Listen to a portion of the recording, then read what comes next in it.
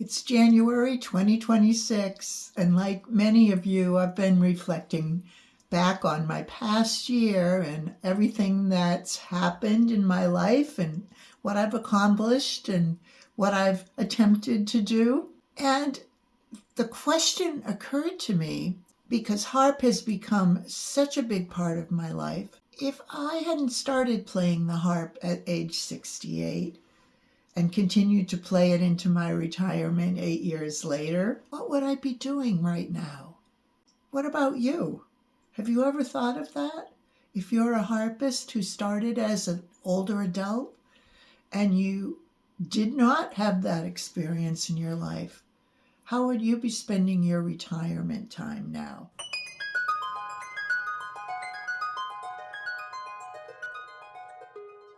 Hello and welcome to the Prime Time Harpist channel. I'm Kathy Lowe, and I've been playing the harp now for about 8 years. Welcome if you're new to the channel and interested in starting to learn the harp, or if you are a harpist, especially if you're 60 or older like me. And welcome back to those of you who have already found the channel recently, and some of you who have followed me since way back in the beginning. I did start my channel called Kathy Lowe Harpist back in 2020 and just started recording videos to share and mostly just to keep track of what I had learned. But about a year ago, I started paying attention to who was actually watching my channel. I had grown to have about 600 subscribers, and for me, I thought that was amazing. That people had found me over the years and had started to follow me because they liked hearing the music that I played. Some people liked just listening to it. Some were fellow harpists who were learning and were interested to find new pieces to learn themselves.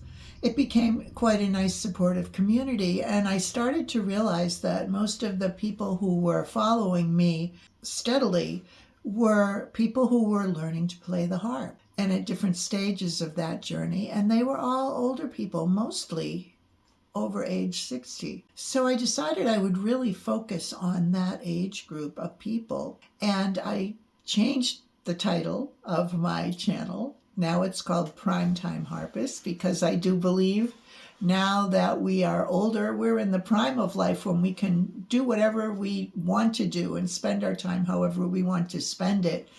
And we have a lot more flexibility in what we can do. And we can pursue things that we always dreamed about, but in practical life never really had a chance to pursue. So since I switched the focus of this channel to provide videos where I'm talking more and just sharing my thoughts about learning the harp and things I've learned and tips that I've picked up along the way, the channel has really grown to almost 1,300 subscribers now and a steady following. And I've learned a lot about creating videos for YouTube along the way, and that's become kind of another hobby along with learning the harp. So it's taken most of my spare time and most of my focus, and it's been very fulfilling. But I thought to myself, what if way back when I hadn't happened to receive a surprise gift of a harp from my daughter-in-law, who knew that I had kind of always thought about it but never pursued playing the harp? What if she hadn't given me that harp? Would I have ever decided on my own to go out and get one and learn to play it? I don't know that I would have, because I think I had the mindset that this was kind of a fantasy, not an achievable goal. But it happened, and as I learned along the way, I love the harp. I've played many other instruments. I taught music for many years. I've always participated in some kind of ensembles, whether vocal or instrumental, over the years. Music's always been a part of me. I've always thought of myself as a musician. So the harp kind of surprised me, though, because I don't think I ever really fell in love with any other instrument that I played. I enjoyed it a lot, and I became fairly proficient on the instruments I played. But the harp is just something I want to play and enjoy practicing every single day. So that takes time in a day, time that I feel is well spent. Think of other interests that I have that I continue to pursue, but not to the extent of the harp. So would I have been able to fill my time with traveling, gardening, reading, going out to lunch with my friends? Would that have been enough? I think I could have made it enough. I've always felt like whatever situation you're in, you look for the most you can make of it and the best you can do with it. So I think I would have been content, but I'm not so sure I would have felt as fulfilled and had the experiences that I've had and the people that I've met that have so enriched these years for me. So that's what I've been thinking about. I'm so glad this came into my life because I think it's the best thing that could have come into my life. So what about you? What do you think you'd be doing now if you weren't playing the harp or learning to play the harp? What would you be doing? And is the harp the thing that really is making this time of your life the best it can be? I want to hear about that in the comments. I'd really love to hear about that. So please share with me your thoughts on this. I really do love to hear from you. I think the reason that I've continued with this channel is mainly because of the wonderful comments, supportive comments, suggestions, questions that I've received from you. And it's really helped me to keep my focus and to know where I want to go with this channel, what topics to pursue. And lately I've kind of rearranged things, and I'll talk about that a little more later, based on the input that I've received from you. But it really has become a community, and I look forward every time I post a topic every month to read what you've commented on. And I'd like to just share some of those with you. The channel has really come to focus in the topics on three major areas. One of them most recently was learning to play my double-strung harp, and that was really fun. And what I did was I recorded myself the first week going through a book that teaches you how to play double-strung. And it's a book by Peterson called Enjoy the Double-Strung Harp. And many of you have watched that and commented on it. The most fun comment I got, and the most flattering to me, was actually from Karen, the author of the book that I was using. This is what she had to say. She said, "Wow, thank you for sharing this, Kathy. It's so exciting to see your joy and discoveries, especially as you're reporting on your increasing ease in coordinating and seeing the right hand through the strings. The rolled chords really show off the beauty of the double. It's helpful for other beginners to see what it's like for someone else to try something for the first time. And I'm glad you noted your previous experience with sight reading. You mentioned that you're eager to try out your single course music on the double. I encourage you to do that immediately, because one of the best ways to get the most out of the book is to continue to practice the technique taught in each piece on your other pieces, particularly pieces you already know." It was great to know that Karen had watched my video, and she's continued to share my video in the Double-Strung Harp Facebook group with people. I think she was delighted that someone was using her book that she had just published. And incidentally, I had met her and gone to a workshop she gave last summer at the Somerset Harp Festival. And that's where I got the book. And that's where I decided to buy the double, and did buy the double, which is in the middle back there. So that was just a delight to me. So that was one of the areas that I've focused on. And the other thing that I did when I was sharing about learning the double was I posted the first piece I learned, and that was the Ash Grove, and it was an arrangement by Crosby Gaudet. And lo and behold, didn't she watch the video. And she's so generous. She never fails to support people who play her arrangements. And so many of us do because they're lovely for beginning harpists. So Anne commented, "Wonderful, so lovely to hear you play this one." That means the world to me, that the arranger actually listened and commented. And this is what keeps me going. I've had this experience with others too, whose music I have played. And just the wonderful comments overall I get from my listeners who are so positive. No one's ever written anything critical or discouraging. Only helpful, supportive encouragement. Thank you all for all of that. So another area of my topics focused on just practical things that you need to know as a beginner. And one of the videos that got a lot of views and a lot of comments was the one called Where to Start Learning to Play the Harp. And I'll share one of the comments I got on that one. "Hi, Kathy. I started in January of this year, 2025. For now, I meet with my private teacher every 2 weeks. I feel that this pace is currently good for me. I still work almost full time, and there are evenings I skip practice due to I'm just too tired. But I really try to practice every night for an hour. The finger scales and work on the difficult part of the music piece I'm studying. I'm really excited to learn how to play nicely and properly, but I can only work with time that I have. I really enjoy your videos. You're an inspiration." That was from Blueby Grace 1828. Thank you so much. I did another video on buying and organizing sheet music, and the part of that one that really struck home was when I mentioned a phrase coined by a friend of mine who also plays the harp. I talked about the shiny object syndrome, where you hear a piece of music and you think, "Oh, I've got to get that one. I have to learn that one." And you keep buying music and buying music. And suddenly you're overwhelmed with music that you don't have time to learn or is way too difficult for you right now. And what do you do about that? How do you rein that in? So a lot of people had comments.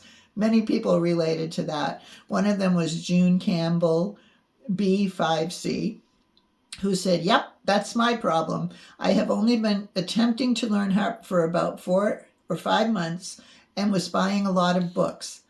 Have now switched to PDF downloads and just spent last evening putting these in folders. Thank you for this tutorial. It came just at the right time. Oh, my piano teacher introduced me to putting music on my Android tablet today. We'll see how effective that is."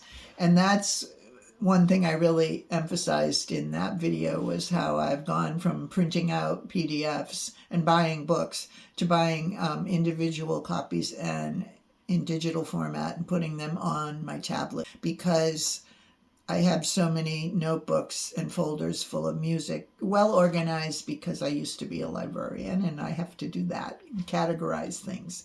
But I was running out of space in those different folders. I didn't want to buy more folders, and I got the tablet, and that's been great. I really like that once I adjusted to it, and it's helped me a lot. So that was something that that resonated with a lot of people, and got loads of comments.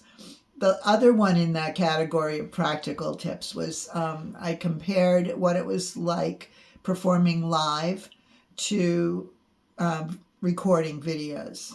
And I shared some compare and contrast. Here's a piece I played live. Here's the live performance. Here's the one I recorded. Because, my performance anxiety always comes into play when I play live, continues to do that. But a lot of people could relate to that same issue. And Valerie Reja and the Harp commented, "Thank you so much for showing your comparisons and talking about this. I get very nervous even when turning on the camera to record a YouTube lesson. I feel like my whole body changes and tenses up from when I'm just relaxed practicing. And the longer a song goes on without me making a mistake, the more the stress ramps up. I can practice a song for months and months, and I still have trouble getting through it with a perfect take. It amazes me that anyone can play live. Ha ha, you are brave. Well, that's absolutely my story when I record. Many, many takes. Recently, that's gotten a little bit easier, but still, it depends. I mean, I tried to record a very easy arrangement of O Come All Ye Faithful at Christmas time. Very easy. I learned it, in a day. Could I record that piece well? I can't tell you how many times I played that piece, to the point where I almost decided to give up. And I had planned to play it Christmas Eve, and I almost decided not to. But then in the end, sanity took over. I relaxed. I took some breaths. I finally got it recorded and realized I didn't need to play it so fast. And for Christmas Eve, everything that I play in the prelude should be very expressive, very meditative, and I played it nice and slowly. It came out great. So I know a lot of you have these same issues. The last and the topics that I've gotten the most response to are the ones where I just provide encouragement and support and kind of share what I've gone through myself and talk about the outcomes of learning the harp. Like, why are we doing it? And why is it important that we share what we've learned and share our music in any way we can? Not necessarily, none of us are aspiring, I don't think, to become professional performers on the harp. If you are, bravo to you. For me, it's more of a personal thing, but yet I also have a need to share that out. And the encouragement I get when I do that makes it worthwhile. Encouragement from people when I play live, no matter how poorly I think I played. Encouragement from you, people who listen to me and listen to my recordings. That's what really keeps me motivated. If I just sat here and played the harp for myself, I would enjoy that. It would bring me a lot of relaxation, comfort myself. But it's not quite enough for me. So I try to encourage others too to think of ways that they can share this gift we have, this gift of being able to make music on the harp. One of the videos that I posted that got a lot of comment and views was called Too Old? Question mark. I learned to play the harp at 68 and you can too. Mrs. Tigerbaum, who really comments frequently, and I appreciate that, said, "Congratulations, Kathy. Just over a year ago, I sat up in bed in the middle of the night when an insistent question disrupted any chance of sleeping. I Googled, am I too old to learn the harp at 68? And that's where it all started. The journey of a lifetime and a whole new world and network opening up. I've enjoyed lots of your videos and I'm looking forward to this new chapter in your channel. I wish we could chat over coffee." Me too. There's just a little ocean in the way. So many questions. Thank you for encouraging us all, and congratulations on being both a Prime Time Harpist and a Prime Time YouTuber. Wishing you every success and joy in both ventures. Oh, thank you so much. Another one was something I constantly am touching upon and already referred to here. Performance anxiety. Oh boy. Is there anyone who doesn't experience it? I said a prayer last night. God, please give me confidence when I'm playing. What is it about playing live for people that shakes me up so much? I need that self-confidence to be able to go out there and enjoy it when I perform. Jutta, or Yuta, 3378 said, "A very interesting and important topic, Kathy. The moment I hit the record button, my mind goes blank and the fingers forget where to go. And that happens even when I'm just practicing by myself. So playing for others seems an impossible task at the moment. I totally agree with you that we don't just play for ourselves, but for that the beauty of the harp is to be shared with other people. Your train wreck video, that's where I shared a clip from when I played in church and things really went off the rail. Your train wreck video is very touching. You kept going despite the terrible anxiety, and most people wouldn't have noticed your distress.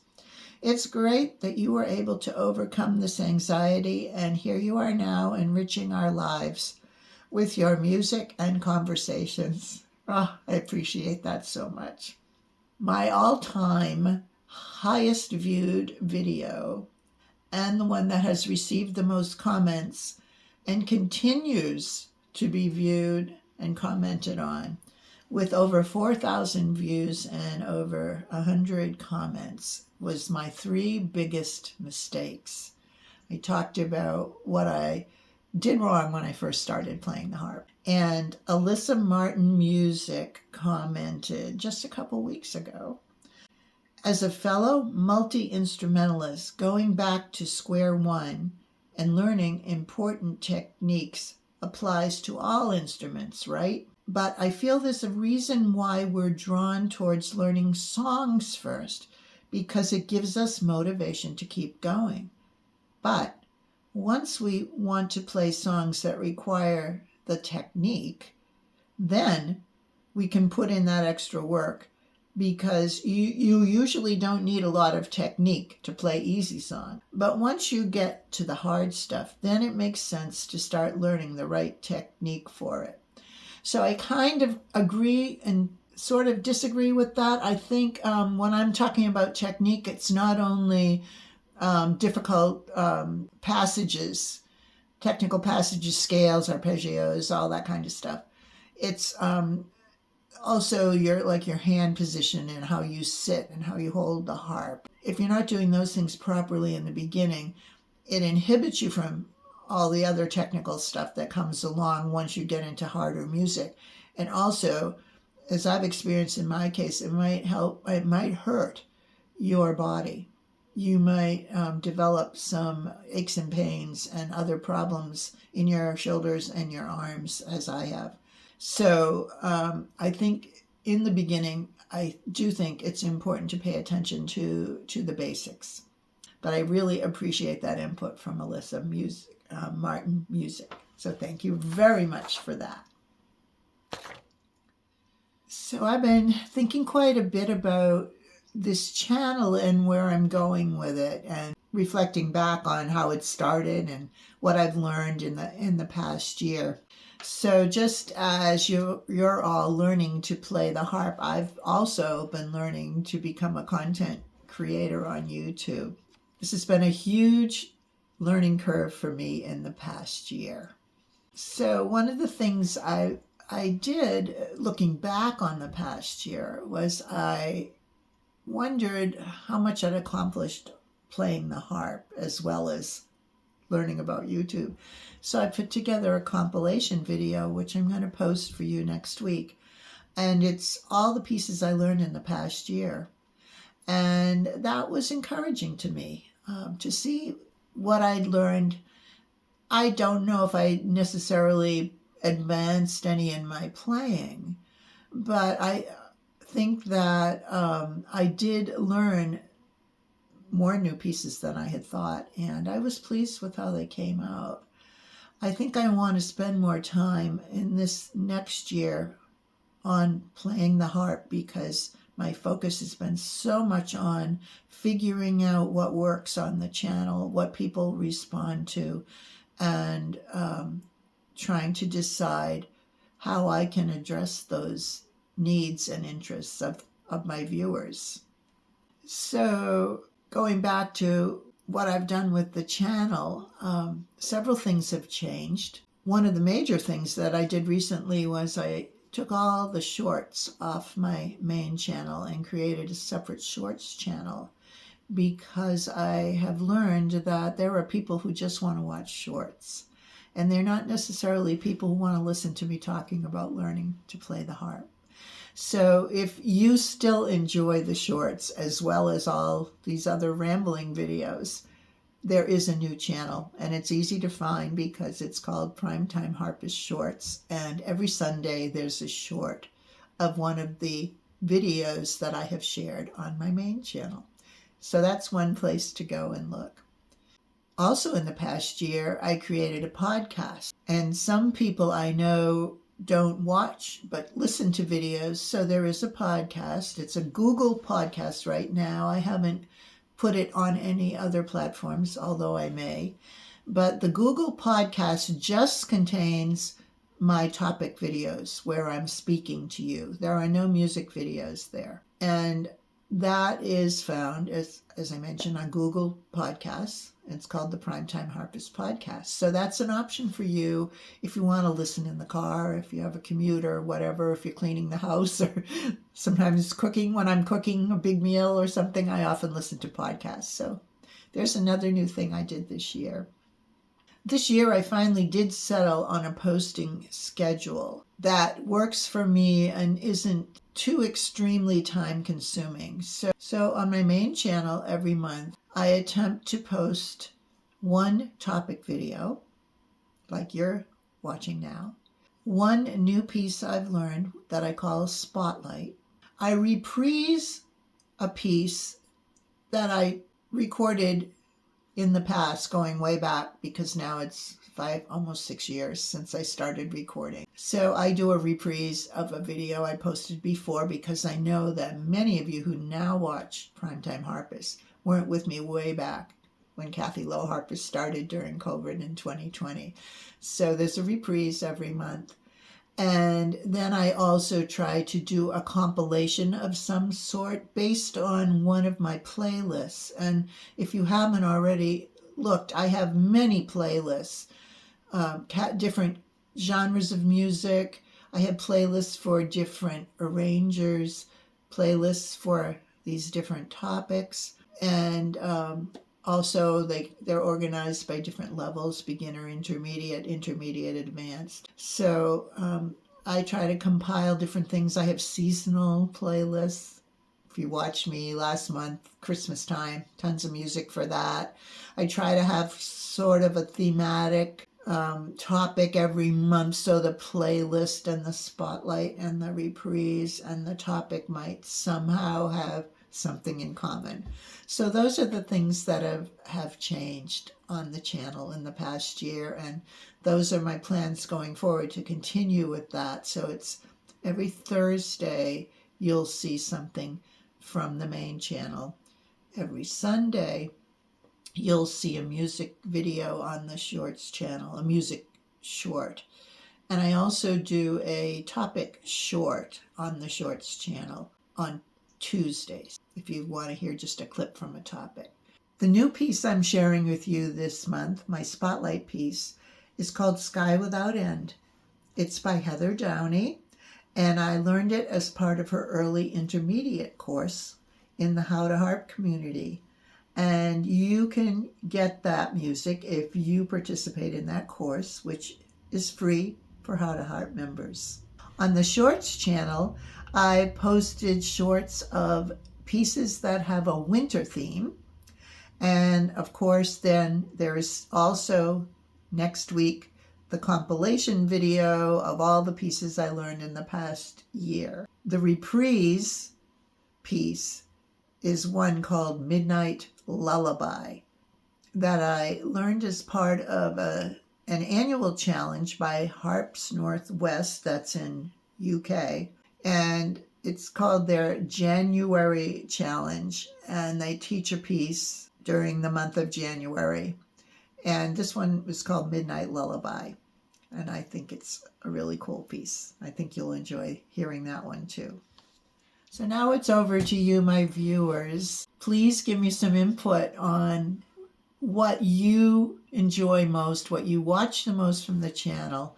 And also, I'd really like to know what else you'd like me to address in these topic videos. I sometimes struggle to think of what I want to talk about. I have a list of many ideas, and I look at that every month and think, okay, what do I feel like talking about this time?